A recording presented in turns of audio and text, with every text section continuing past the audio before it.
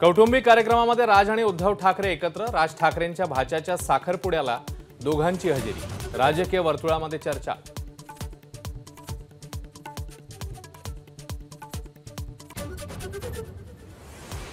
दीडशे कोटींच्या नागपूर जिल्हा बँक घोटाळ्याप्रकरणी काँग्रेस नेते सुनील केदार यांच्यासह 6 जण दोषी, 3 निर्दोष।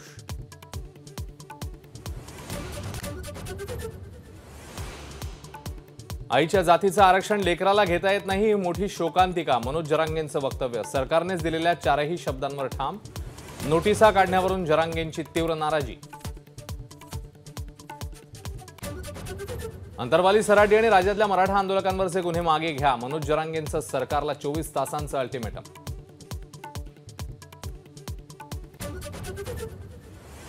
मनोज जरांगेंच्या मागण्या मान्य करायला हव्या। जरांगेंना देवही घाबरतो, तिथे सरकारचं काय चालणार? भुजबळांचा उपरोधिक टोला। 408 मराठा उमेदवारांना मुंबई हायकोर्टाचा मोठा दिलासा। ईडब्ल्यूएस मधनं नियुक्त्या होण्याचा मार्ग मोकळा। शिवसेनेपाठोपाठ आता राष्ट्रवादी आमदार अपात्रता प्रकरणी सुनावणी होणार। जानेवारीच्या पहिल्या आठवड्यात सुनावणी सुरू होणार।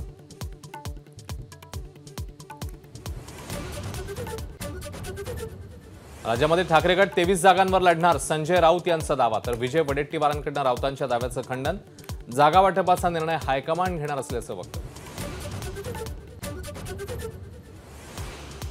सुधाकर बडगुजर यांचं कृत्य देशद्रोही। दादा भुसेंचा हल्लाबोल। दाऊदच्या राईट हँड सोबत बडगुजर यांचा व्हिडिओ गंभीर असल्याचं वक्तव्य।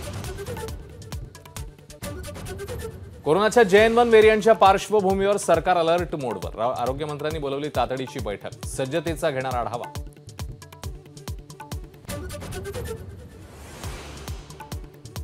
खासदारांच्या निलंबनाच्या निषेधार्थ देशभरात विरोधकांचं आंदोलन। दिल्ली, नाशिक, छत्रपती संभाजीनगरमध्ये इंडिया आघाडीची निदर्शन।